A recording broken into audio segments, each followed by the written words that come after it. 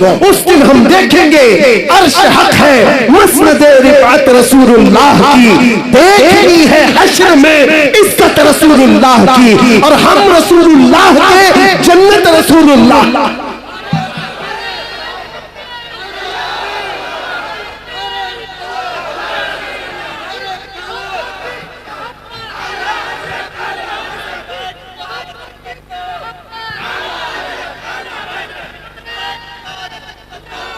मैं ये नहीं कहता कि यहाँ कुछ भी नहीं होगा। अल्लाह तबारक व तआला अगर यहाँ मदद फरमाए तो फिर तुम पर कोई गालिब भी नहीं आएगा। कुरान में अल्लाह फरमाता है इन यंसुरकुमुल्लाह फला गालिब लकुम, अगर अल्लाह तुम्हारी मदद करे तो कोई भी तुम पर गलबा नहीं हासिल कर सकेगा। व इन यख़ज़ुलकुम फमन ज़ल्लज़ी यंसुरकुम मिन बादी, और अगर अल्लाह तबारक व तआला तुम्हें छोड़ दे तो फिर उसके बाद कोई और मदद भी नहीं कर सकेगा। यहाँ की जो आदमी है मायूस न हो, घबराओ मत, अल्लाह ताला ने जो वादा फरमाया वो बरहक है। अगर तुम आखिरत के लिए जीते हो तो फिर तुम्हारी जिंदगी कामयाब है। डरो मत, थोड़ी मुसीबतें सह करके यहाँ से निकलना ही। आज या कल हम रखते सफर बांध लेंगे। कुछ वो लोग हैं जो पिछले साल तुम्हारे साथ थे वो आज जा चुके, हो सकता है हम में से जो आज बैठे हैं अगले साल वो न रहे, अगली सुबह भी ना रहे, किसी का भरोसा नहीं। हम सब मुसाफिर हैं, चल रहे हैं और निकल जाएंगे। अगर आखिरत की जिंदगी हमेशा की समझते हो, आखिरत का तस्वुर तुम्हारे दिल दिमाग पर हावी है, तो फिर यहाँ की इन तमाम चीजों पर नजर मत रखो कि क्या जा रहा है यहाँ पर। बस अपना ईमान बचा करके रखो और इज्जत तो उस दिन देखनी है। फकत इतना सबब है इन इकादे बज़्म महशर का। और आपको मैं बताऊं, एक सहाबी है हजरत अनस रज़ियल्लाहु ताला, सबके लिए है यह हदीस। वो कहते हैं एक ऐसी हदीस है जिसको सुनने के बाद मुझे जिंदगी में सबसे ज्यादा खुशी हासिल हुई। हजरत अनस कहते हैं, कौन सी है? हुजूर पाक सल्लल्लाहु ताला अलैहि वसल्लम से हजरत अनस ने पूछा, या रसूल अल्लाह सल्लल्लाहु ताला अलैहि वसल्लम क़यामत का हाल क्या होगा? हुजूर ने फरमाया अल मरउ मअ मन अहब्ब। हुजूर फरमाते हैं ऐ अनस, दुनिया में जो जिसके साथ मोहब्बत करता था क़यामत के दिन भी वो उसी के साथ उठाया जाएगा। ऐ लोगों, किसी लैला के मजनू बनने की जरूरत नहीं। हाँ, ये झूठे आशिक हैं, ये झूठे आशिक हैं। जो हमारे पास कितने किस्से हैं ऐसे। ये नौजवान ये समझते हैं इश्क मोहब्बत वगैरह ये सारी चीजें लड़के लड़की की हैं, बस काफी हैं, इसी में अपनी जिंदगी गुजार लेंगे। तो अल्लाह ने वैसे भी जोड़े लिखे हैं, सबके हिस्से में आ ही जाएगी इंशाअल्लाह। लेकिन उसके लिए ये जो मजाजी इश्क का ढोंग है, अरे तेरे चांद लेके आऊंगा, तारे लेके आऊंगा, आसमानों से वो तोड़ लाऊंगा। महबूबा को बोलता रहा, कितनी महबूबाएं शादी के बाद हमसे आकर शिकायत करती हैं, अब तो राशन आटा दाल भी नहीं लाता। ये तो तारे लाने वाला था, ये तो चांद लाने वाला था। ये मजाजी इश्क के दावे हैं, फजूल हैं, कुछ नहीं होते। हाँ, हकीकी इश्क वो है, तुमने एक बार मेरे मुस्तफा से कहा या रसूल अल्लाह, लब्बैक या रसूल अल्लाह कहा। वो रसूल पाक सल्लल्लाहु ताला अलैहि वसल्लम इतने खैरतमंद हैं कि दुनिया में भी तन्हा होने नहीं देते, कब्र में भी तन्हा होने नहीं देते, और हश्र में भी हाल ये है। मेरे आका फरमाते हैं एक कंधे पर मेरी चादर होगी, वो गिर रही होगी, मैं उसको एक हाथ से संभाल रहा होगा और दूसरे हाथ से मेरे उस आशिक उम्मती को पकड़कर जन्नत में ले जा रहा होगा। जो न भूला हम गरीबों को रजा, याद उसकी अपनी आदत कीजिए। अरे गैर नत्थु खेरे का जिक्र करने की जरूरत ही नहीं, हम रसूलुल्लाह के जन्नत रसूलुल्लाह की और देखनी है हश्र में।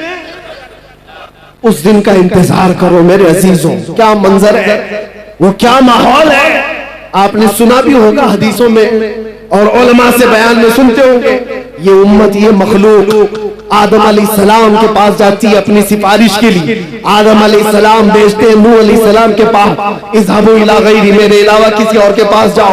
नूह अलैहिस्सलाम दूसरे नबी के पास भेज रहे हैं, ऐ मखलूक खुदा, ऐ इंसानों का हुजूम, जाओ किसी और नबी के पास, आज मेरे ही लिए मसला है। नफ्सी नफ्सी का वो जिक्र कर रहे हैं। ये सुना है ना हदीस आपने, 1,24,000 कमोबेश अंबिया इकराम के पास ये उम्मत, बल्कि ये पूरी इंसानियत घूमती रही सिफारिश करवाने के लिए कि अल्लाह हमारा हिसाब तो शुरू कर दे। अल्लाह ताला जलाल में है, अल्लाह का कहर और उसका गजब, अल्लाह तबारक व तआला अपने कहर और गजब में है। सारी मखलूक खुदा सारे नबियों के पास घूमती रही, फिर आखिर में आती कहां पर है? ये इंसानियत जमा कहां होती है? मैं ये नहीं कह रहा कि ये सिर्फ मुसलमान जाएंगे, ये हदीस में है आदम अलैहिस्सलाम से लेकर क़यामत तक पैदा होने वाले तमाम इंसान जाएंगे, चाहे वो काफिर हो, चाहे वो मुशरिक हो, चाहे वो कोई भी हो, सब के सब साथ मिलकर के नबियों के पास घूमेंगे, क्योंकि हिसाब ही नहीं शुरू हुआ है। आखिर में आएंगे मेरे मुस्तफा के पास, और नबी आखिर ज़मां सल्लल्लाहु तआला अलैहि वसल्लम को सारे लोग मिलकर के कहते हैं, आप हबीबुल्लाह हैं, आप अल्लाह के महबूब हैं, हमारी सिफारिश कर दीजिए। अल्लाह के नबी ने वो नहीं कहा जो दूसरे नबियों ने कहा, मेरे अलावा दूसरे नबियों के पास जाओ, बल्कि आखिरी रसूल ने ये कहा, अना लहा, मैं इसी के लिए तो इंतजार कर रहा था, मैं इसी के लिए हूँ आज तुम्हारी शफाअत के लिए। मेरे आका सल्लल्लाहु तआला अलैहि वसल्लम सजदे में गिर करके अल्लाह की हम्द बयान करें। रब ताला फरमाता है, ऐ महबूब अपना सर उठाओ, जिसकी सिफारिश करोगे कबूल की जाएगी। मैं आपसे पूछता हूँ, तवज्जो, मैं आपसे पूछता हूँ कि ये सारा मंजर आपको भी पता है कि सारे लोग कहाँ जाएंगे? आदम अलैहिस्सलाम के पास, नूह अलैहिस्सलाम के पास, इब्राहिम अलैहिस्सलाम के पास, इस्माइल अलैहिस्सलाम के पास, मूसा अलैहिस्सलाम, ईसा अलैहिस्सलाम, सबके पास जाएंगे। ये पहले से बताया गया है, बार बार सुनाया गया है। तो फिर मरने के बाद कयामत के दिन डायरेक्ट रसूलुल्लाह के पास क्यों नहीं चले जाते? सबको मालूम है, सुन भी रखा है, अचानक होने वाली चीज थोड़ी ना, बचपन से सुनते आ रहे इस हदीस को। उस दिन ये सारे लोग जो सुने हुए हैं मुसलमान, ये भी डायरेक्ट रसूलुल्लाह के पास क्यों नहीं चले जाते? सबको पता है आखिर में वहीं से होना है। ये घूम रहे क्यों? इधर से उधर, उधर से इधर, इधर से उधर, उधर से इधर। उस दिन मेरे अजीजों मेमोरी निकाल ली जाएगी, दुनिया के तमाम मामलात याद नहीं रहेंगे, घुमाया जाएगा और आखिर में मेरे मुस्तफा के पास लाया जाएगा। क्यों? आला हजरत इस मंजर को बयान करते हैं। क्यों? इसलिए खलीलों ने जी मसीहो सफी सभी से कहीं न बनी, खलीलों ने जी मसीहो सफी सभी से कहीं न बनी। ये बेखबरी की खल्क फिरी कहां से कहां तुम्हारे लिए, फकत इतना सबर है इन इकादे बज़्म महशर का कि उनकी शान महबूबी दिखाई जाने वाली है। कयामत के दिन भी उनकी शान महबूबी दिखाई जाने वाली है। ऐ सुन्नी मुसलमानों, अपने नबी आखिर ज़मां सल्लल्लाहु तआला अलैहि वसल्लम की इज्जत पर मर मिटने वाले आप नबी पाक सल्लल्लाहु तआला अलैहि वसल्लम की इज्जत पर मर मिटने वाली कौम हो, तो फिर इंतजार करो, आखिरत में वो इज्जत सबके लिए रखी गई है। आखिरत में वो इज्जत हमें देखनी है। अर्श हक है मसनद रिफात रसूलुल्लाह की, देखनी है हश्र में इज्जत रसूलुल्लाह की। आज तुम्हें कोई इज्जत दे रहा है नहीं दे रहा है इसकी परवाह मत करो।